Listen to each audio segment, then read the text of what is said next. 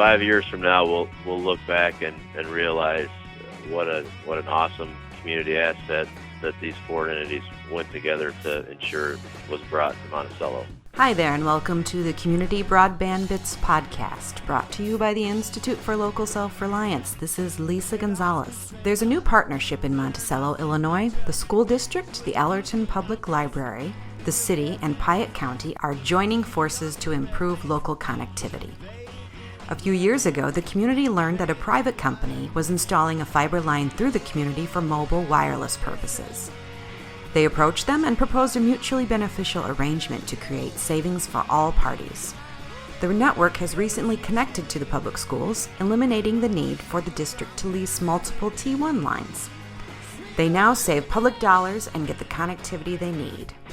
The remaining entities will likely be connected by the end of the summer. Monticello is one of an increasing number of stories we encounter in which public entities, realizing the strength of collaboration, band together to create new opportunities. Chris caught up with Vic Zimmerman, Superintendent of Monticello's Community Unified School District number 25.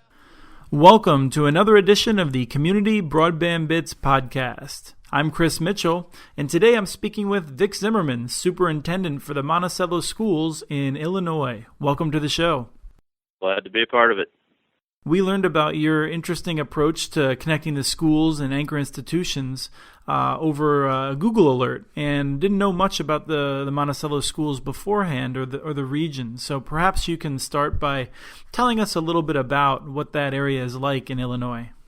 Monticello's located just about the center of Illinois. We're halfway between Champaign, Illinois, where the University of Illinois is, and Decatur, Illinois, where the worldwide headquarters of Archer Daniels Midland is located. We're a rural school district. We've got about 5,000 students in our town. We serve about 8,000 residents for Monticello.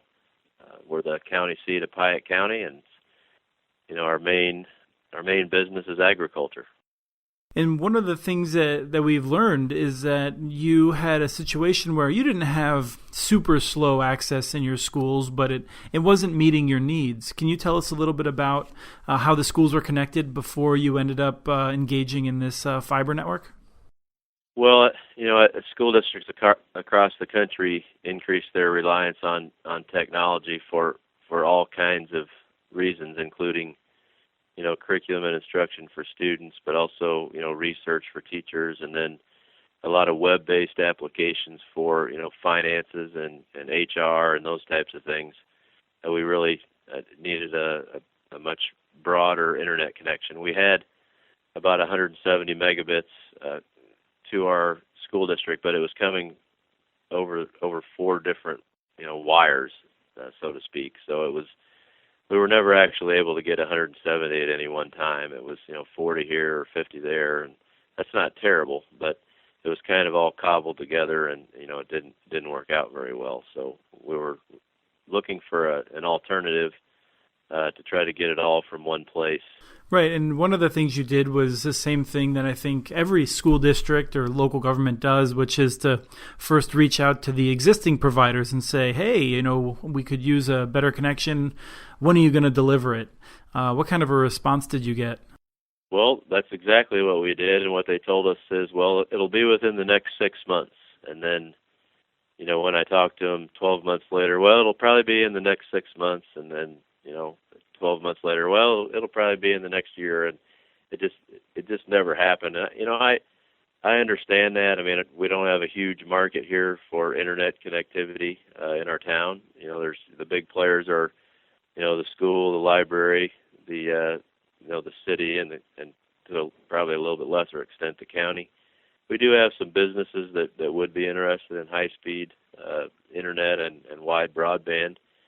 But when it comes to, are you going to make a lot of money by bringing fiber to our town, I can understand why we weren't at the top of the priority list for some of the big companies. Right, and just to specify, I know Illinois has a number of really good locally owned private companies and some great co-ops, and this was in particular two of the more national companies that were, hoping to bring fiber in. They said, but not actually getting the job done. But then you learned about this really great fiber network that was going to be running right through town, and you made a deal with them, which I found really intriguing. Can you walk me through that?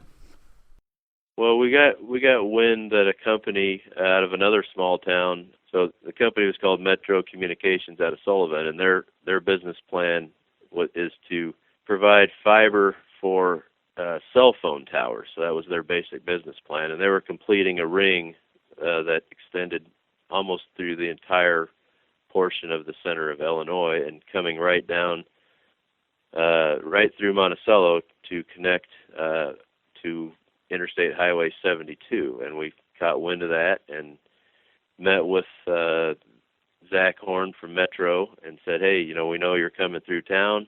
We need a fiber internet connection for our entities and for our businesses in town. We know that's not really what you do for a living, but we'd like to, quote, get in the trench with you, which meant, while you're installing your fiber internet in a trench, we'd like to put a couple conduits in there along with you and pay half. So he was going to come through anyway, so it was a good deal for him. And then, from his point of view, the fact that there were going to be 4 governmental entities working together to try to do something great for the city of Monticello and Piatt County, he wanted to be involved in. And let's dig into those 4 entities. Who are all of the entities that are involved? Well, the city of Monticello, Piatt County, Allerton Library, which is the library in Monticello, and then Monticello Schools. And so each of those now has some joint share of this conduit into which I presume you've put in fiber because you have a network that's running now. How do you handle that? Well, we put together, an intergovernmental agreement, which allowed us to work together, eventually make a purchase of the system through Metro. So, Metro installed the system, and then when it was all said and done, they basically sold it to the 4 entities.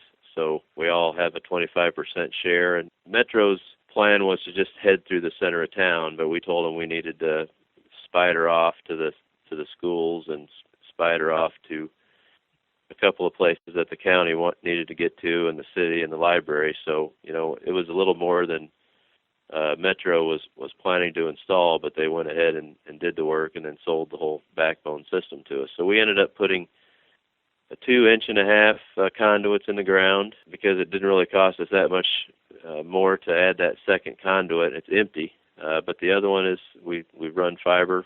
There's fiber in the other conduit, and the school district is hooked up to the fiber, and we're working on the other 3 entities getting themselves hooked up, and it's going very well.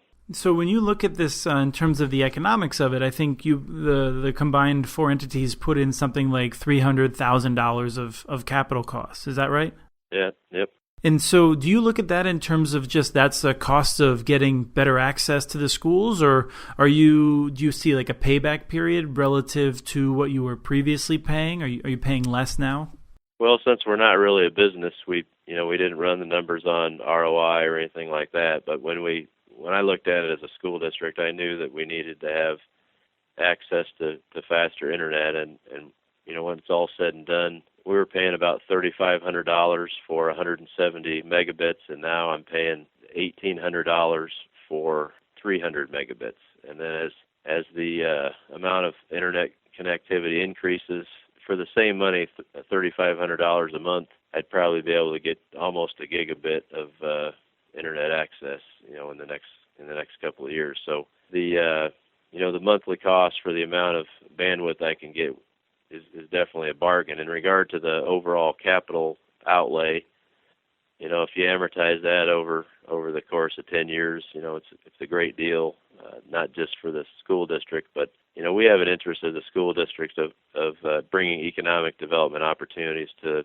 our town, and I think to be involved in a project that brings fiber internet to Monticello, I think for the school to be involved in that, I think it says a lot in regard to we're not just interested in what's best for the school district, but we understand that what's best for the town is also great for the school district. And the same could be said from the city and the county's point of view. They understand that between schools and healthcare, we're two of the best things that Monticello has going for it, along with just the tradition of being a safe small town. And they understand that if it's good for the schools, it's also going to be good for the city and the county. So it was a win-win situation all the way around. And then when you look at the library, of course, their needs for internet connectivity are only going to get larger and larger as time goes on.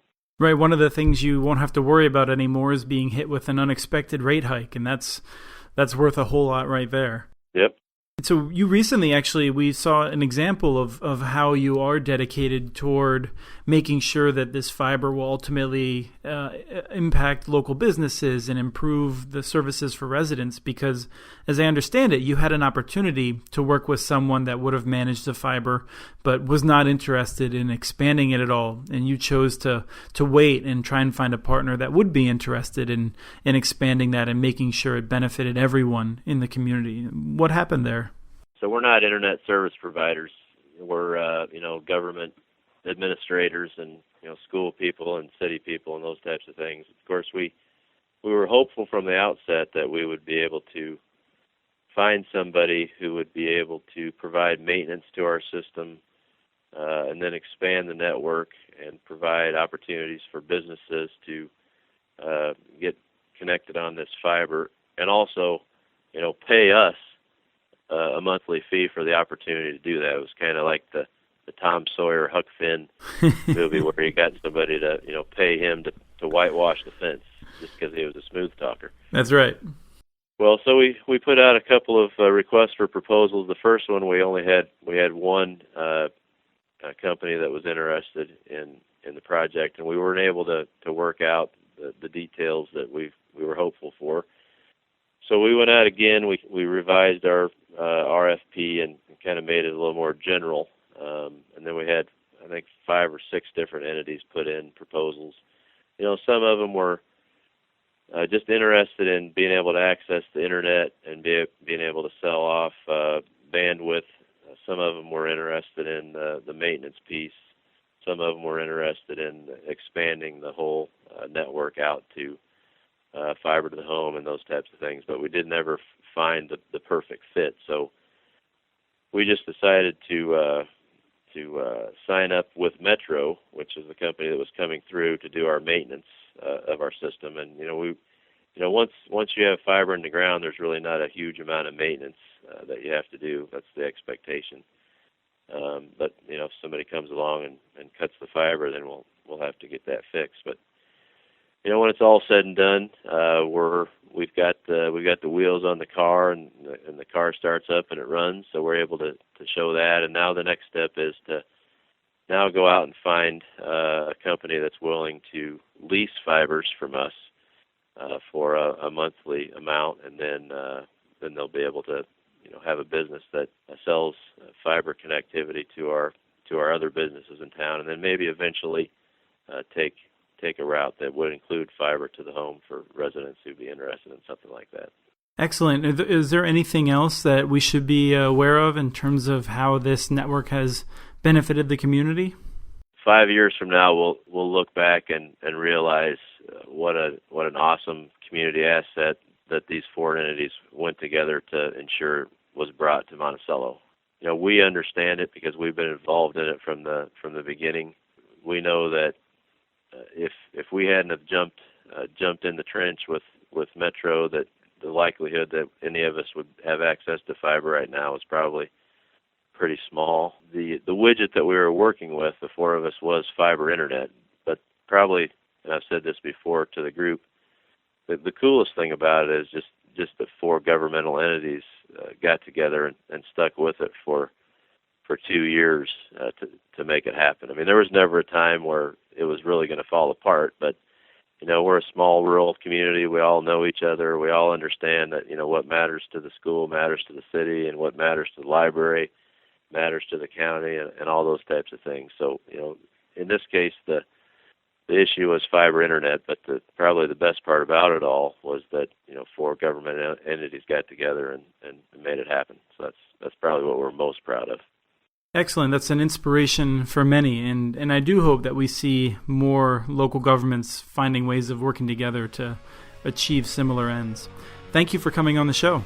I really appreciate the opportunity. For more on this story, go to muninetworks.org and follow the Monticello, Illinois tag. We will be sure to check in with the other public partners as they connect to their network. Send us your ideas for the show. Email us at podcast@muninetworks.org. You can follow us on Twitter. Our handle is @CommunityNets. This show was released on June 10th, 2014. We want to thank Valley Lodge for their song, Sweet Elizabeth, licensed using Creative Commons. And thank you for listening.